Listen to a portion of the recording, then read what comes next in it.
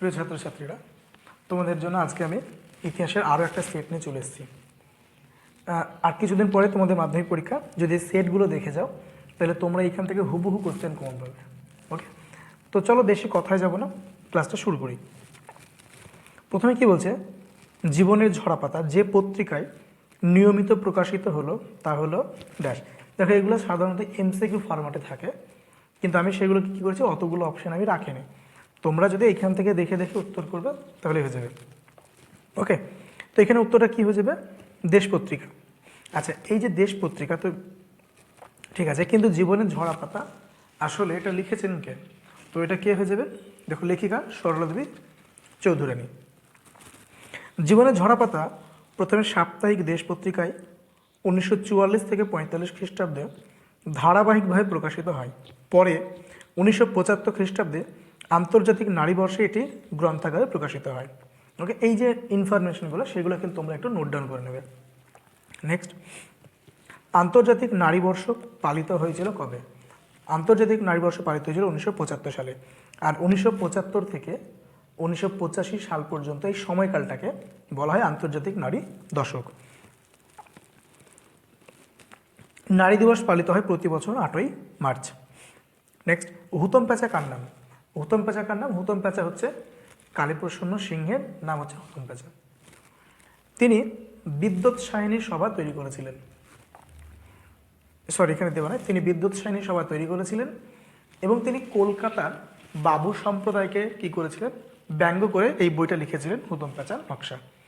ওকে, আচ্ছা সরি, হুতম প্যাঁচার নকশা নয়, হুতম প্যাঁচা, তার বইটার নাম হচ্ছে কি হুতম প্যাঁচার নকশা। তত্ত্ববোধিনী পত্রিকার সম্পাদক কে ছিলেন? তত্ত্ববোধিনী পত্রিকার সম্পাদক ছিলেন অক্ষয় কুমার দত্ত। আর এই পত্রিকা প্রকাশ করেছিলেন কে? সেটা হচ্ছে দেবেন্দ্রনাথ ঠাকুর।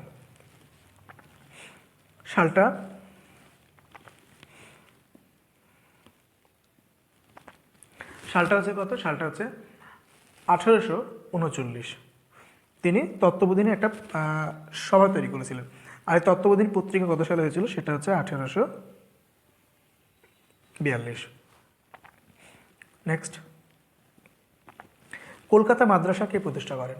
তো 1781 খ্রিস্টাব্দে ওয়ারেন হেস্টিংস কলকাতা মাদ্রাসা তৈরি করেছিলেন। কত সালে বললো? 1781। ওকে,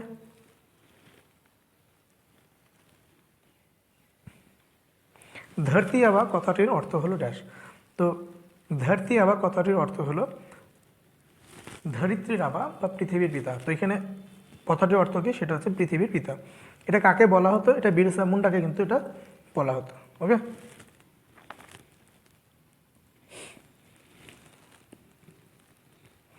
কাকে বলা হতো? এটা বিরসা মুন্ডাকে।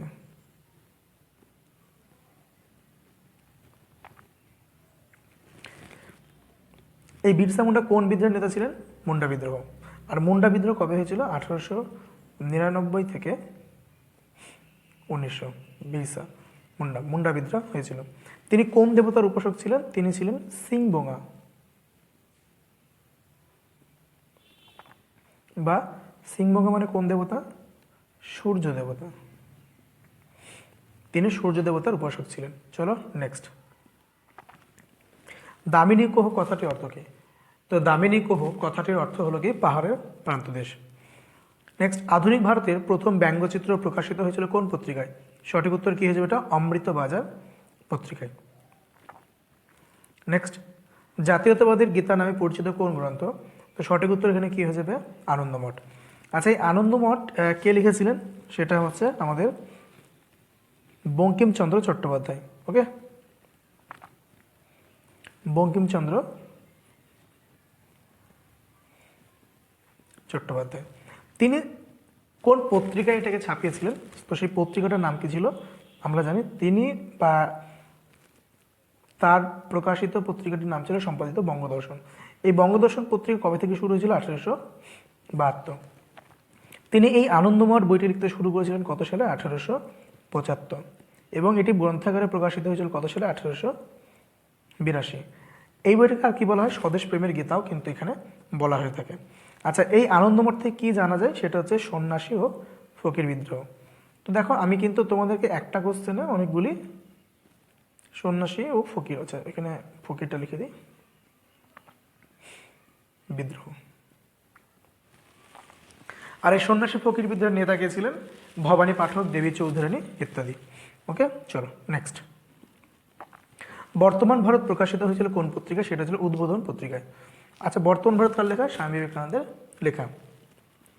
বাংলার গুটেনবার্গ কাকে বলা হয়? তো বাংলার গুটেনবার্গ যাকে বলে তিনি হচ্ছেন চার্লস উইলকিন্স। অব্যক্ত গ্রন্থটির রচয়িতাকে? অব্যক্ত গ্রন্থটির রচয়িতা হলেন আচার্য জগদীশচন্দ্র বসু। তিনি একটা যন্ত্র আবিষ্কার করেছিলেন, সেই যন্ত্রের নাম কি ছিল? কেস্ক্রোগ্রাফ। কেস্ক্রোগ্রাফ। তিনি 1917 সালে কি তৈরি করেছিলেন? না, বসু বিজ্ঞান মন্দির। বসু বিজ্ঞান মন্দির তিনি তৈরি করেছিলেন। ওকে, তাহলে অব্যক্ত গ্রন্থের রচয়িতা থেকে জগদীশচন্দ্র বসু, তিনি কেস্ক্রোগ্রাফ আবিষ্কার করেন এবং তিনি 1917 সালে বসু বিজ্ঞান মন্দির প্রতিষ্ঠা করেন। বঙ্গভঙ্গ কবে রদ হয়েছিল? রদ কথার অর্থ হচ্ছে কবে সেটা বন্ধ করা হয়ে গেছিল। তো বঙ্গভঙ্গ রদ হয়েছিল কত সালে? 1911 সালে। ওকে, আচ্ছা, বঙ্গভঙ্গ হয়েছিল কত সালে আমরা এটাও একটু দেখে নিই। বঙ্গভঙ্গ হয়েছিল 1905 সালে। এবং কার আমলে? লর্ড কার্জনের আমলে।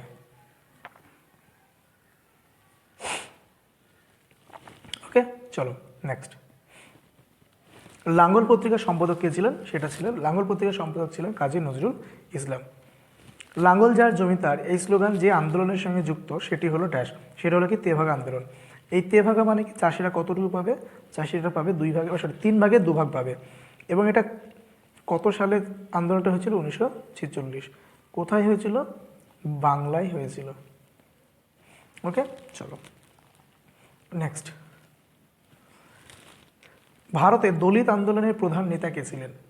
তো ভারতের দলিত আন্দোলনের প্রধান নেতা কে ছিলেন সেটা আমরা সকলেই জানি, ডক্টর বি.আর. আম্বেদকর। কিন্তু প্রশ্ন আরেকটা থাকে, সেটা হচ্ছে তিনি কোন সম্প্রদায়ের লোক ছিলেন? তো তিনি কোন সম্প্রদায়ের লোক ছিলেন?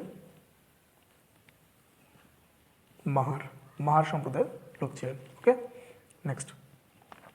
আচ্ছা, এই দলিত বিষয়টাকে কেন্দ্র করে আম্বেদকর এবং গান্ধীজির মধ্যে একটা বিতর্ক হয়েছিল এবং সেই বিতর্কের অবসান ঘটানোর জন্য তাদের মধ্যে একটা চুক্তি হয়। সেই চুক্তিটার নাম কি? 1932 সালের পুনা চুক্তি।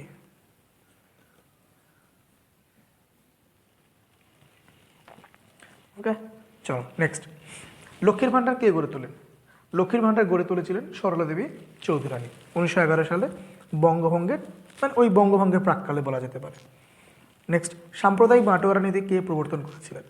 সাম্প্রদায়িক বাটোয়ারা নীতি প্রবর্তন করেছিলেন ব্রিটিশ প্রধানমন্ত্রী স্যার র্যামসে ম্যাকডোনাল্ড। সালটা কত? 1932। ওকে, উদ্বাস্তুদের সরকারি সাহায্যদানের বিষয়টি যে নামে পরিচিত? তো উদ্বাস্তুদের সরকারি সাহায্যদানের বিষয়টি ডোল নামে পরিচিত। আচ্ছা, উদ্বাস্তুদের সবচেয়ে বড় আশ্রয় যদি বলা হয় কি, তাহলে সেটা কি হয়ে যাবে? নদিয়া জেলা। নেক্সট, নীলকণ্ঠ পাখির খোঁজে এই গ্রন্থটির লেখককে? তো নীলকণ্ঠ পাখির খোঁজে এই গ্রন্থটির লেখক হলেন Atin Bandyopadhyay. Next, letters from a father to his daughter, এই গ্রন্থটির লেখককে? এই গ্রন্থটির লেখক হলেন জওহরলাল নেহেরু। কিন্তু এটাকে হিন্দিতে অনুবাদ করেছিলেন কে? আচ্ছা, লেখা নেই, বলে দিচ্ছি, মুন্সি প্রেমচাঁদ। মুন্সি প্রেমচাঁদ এটিকে হিন্দিতে অনুবাদ করেছিলেন। বিজয় কৃষ্ণ গোস্বামী কে ছিলেন? তো আমরা জানি বিজয় কৃষ্ণ গোস্বামী ছিলেন একজন নব্য বৈষ্ণব ধর্মের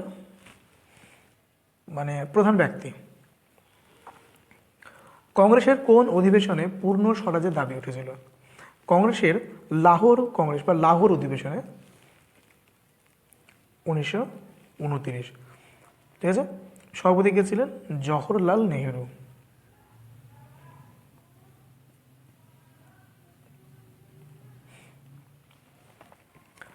আইন অমান্য আন্দোলনের সাথে যুক্ত 2জন মহিলা নেত্রীর নাম লেখো।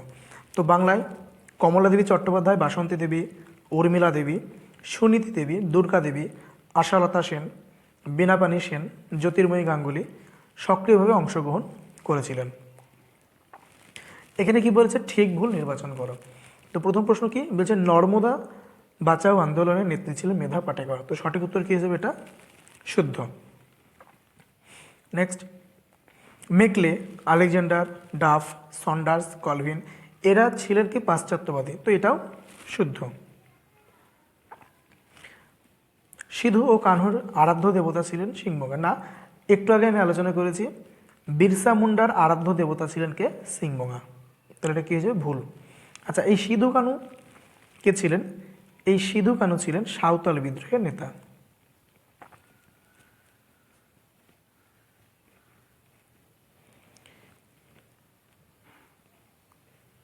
সাঁওতাল বিদ্রোহ কত সালে হয়েছিল? 1855। ওকে, নেক্সট, রশিদারি দিবস পালিত হয় 1946 খ্রিস্টাব্দের 11ই ফেব্রুয়ারি। সঠিক উত্তর কী হয়ে যাবে? কিন্তু ভুল, কারণ উত্তরটা কী হয়ে যাবে? 12ই ফেব্রুয়ারি। নেক্সট, ক স্তম্ভের সঙ্গে খ স্তম্ভের মিলন। ইলবার্ট বিল, প্রসন্ন কুমার ঠাকুর, রাজনারায়ণ বসু, মুজাফফর আহমেদ, জাতীয় শিক্ষা পরিষদ, লর্ড রিপন, গণবাণী, চৈত্র মেলা। তো আমরা কি দেখবো যে ইলবার্ট বিল কার আমলে পাশ হয়েছিল? লর্ড রিপন। তার মানে এ কি হয়ে যাবে? 3। বি কী হবে? রাজনারায়ণ বসু। আমরা জানি রাজনারায়ণ বসু হবে কি 4, চৈত্র মেলা। সি জাতীয় শিক্ষা পরিষদ, প্রসন্ন কুমার ঠাকুর। এবং ডি কি হয়ে যাবে? 2। ওকে, চলো, A3, B4, C1, D2। এখানে কি বলছে? ব্যাখ্যা। ডিরোজিওকে হিন্দু কলেজ ত্যাগ করতে হয়। তো ডিরোজিওকে হিন্দু কলেজ ত্যাগ করতে হয়েছিল কারণ তিনি শিক্ষকতায় সাফল্য অর্জন করতে পারেননি, তিনি অসুস্থ হয়ে পড়েন, তার প্রগতিশীল মনোভাব কলেজের পরিচালন সমিতির পছন্দ হয়নি। তো সঠিক উত্তর কী হবে? তার প্রগতিশীল মনোভাব কলেজের পরিচালন সমিতির পছন্দ হয়নি। আচ্ছা, ডিরোজিও সম্পর্কে একটু বলে রাখি, তিনি 17 বছর বয়সে হিন্দু কলেজের অধ্যাপক হন। তাকে বলা হয় কি জাতীয়তাবাদী কবি। আর তার লেখা বইটির নাম হচ্ছে কি ফকির অফ জঙ্গিরা। ফকির অফ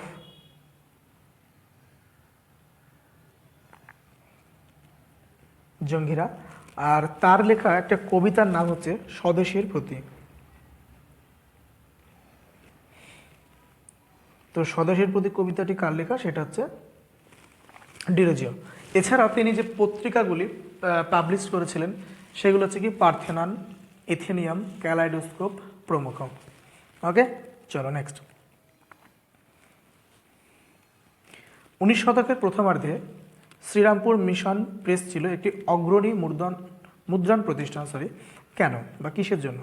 কারণ 19 শতকের প্রথমার্ধে আধুনিক মুদ্রণ কৌশল শুধুমাত্র শ্রীরামপুর মিশনে আয়ত্ত করতে করেছিল। 19 শতকের প্রথমার্ধে সমগ্র ধর্মীয় সাহিত্য শ্রীরামপুর মিশন প্রেস থেকে ছাপা হতো। 19 শতকের প্রথমার্ধে শ্রীরামপুর মিশন প্রেসে 40টি ভাষায় 2 লক্ষেরও বেশি গ্রন্থ ছেপেছিল। তো সঠিক উত্তর কী হয়ে যাবে? সি, মানে 3-এরটা হবে। ওকে, নেক্সট। ভারত সরকার 1929 খ্রিস্টাব্দে মিরাট ষড়যন্ত্র মামলা শুরু করেন। কারণটা কি? এর উদ্দেশ্য ছিল বিপ্লবীদের দমন করা, এর উদ্দেশ্য ছিল আইন অমান্য আন্দোলন দমন করা, এর উদ্দেশ্য ছিল দেশব্যাপী সাম্যবাদী কার্যকলাপ দমন করা। তো 1929 সালে এই মিরাট ষড়যন্ত্র মামলা কাদের বিরুদ্ধে করা হয়েছিল? সেটা হচ্ছে কি কমিউনিস্ট, অর্থাৎ বামপন্থী। যদি বলা হয় যে ভারতবর্ষের দুজন ব্যক্তির নাম কি যাদেরকে গ্রেপ্তার করা হয়েছিল, তাহলে একজনের নাম কি হয়ে যাবে? মুজাফফর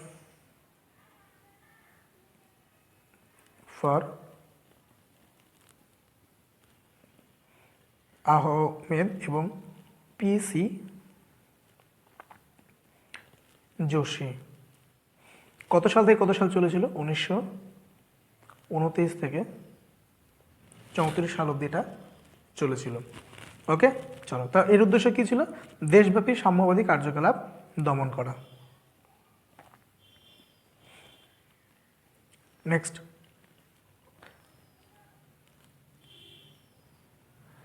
আচ্ছা যাই হোক, এটা কোনো রকম মিস্টেক হয়ে গেছে। তো প্রশ্নটা দেখো যে বীণা দাসের 9 বছর সশ্রম কারাদণ্ড হয়েছিল কেন? কারণ তিনি ছিলেন দুঃসাহসী বিপ্লবী, তার আত্মজীবনীর নাম শৃঙ্খল ঝঙ্কার, তিনি স্ট্যানলি জ্যাকসনকে গুলি করে লক্ষ্যভ্রষ্ট হন। তো সঠিক উত্তর কী হবে? তিনি স্ট্যান্ডে লেখা আছে স্ট্যানলি হবে। তিনি স্ট্যানলি জ্যাকসনকে গুলি করে কী হয়েছিল, লক্ষ্যভ্রষ্ট হয়েছিলেন। ওকে, তো এই ছিল মোটামুটি আজকের সেট। যদি ভিডিওটা খুব ভালো লেগে থাকে তাহলে অবশ্যই বন্ধুদেরকে একটু শেয়ার করুন, যারা মাধ্যমিক পরীক্ষা দেবে তারাও যদি দেখে কিছু উপকৃত হয় তো সেটা খুবই ভালো লাগবে। তো চলো আজকের মতো এইটুকুই, আবার দেখা হচ্ছে নেক্সট কোনো একটা ভিডিও নিয়ে।